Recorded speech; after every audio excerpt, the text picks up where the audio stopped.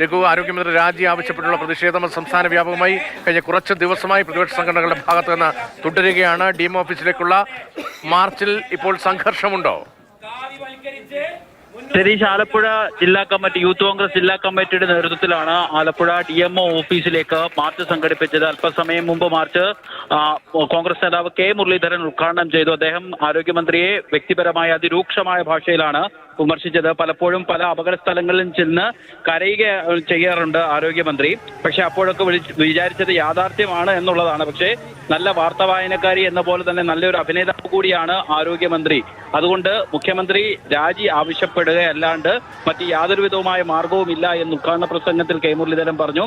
ഇതിന് പിന്നാലെ അദ്ദേഹം ഈ സ്ഥലത്ത് നിന്ന്, പ്രതിഷേധ സ്ഥലത്ത് നിന്ന് മടങ്ങിയതിന് പിന്നാലെയാണ് പ്രവർത്തകർ ബാരിക്കേഡ് മറിച്ച് DMO ഓഫീസിലേക്ക് തള്ളിക്കയറാൻ വേണ്ടി ശ്രമിച്ചത്. 3 തവണ പോലീസ് ജലപീരങ്കി പ്രയോഗിച്ചു. ഇതിനുശേഷവും പ്രവർത്തകർ പിരിഞ്ഞു പോയിട്ടില്ല. ചെറിയ രീതിയിൽ പോലീസിനുമായി വാക്കുതർക്കമൊക്കെ ഉണ്ടാകുന്നുണ്ട്.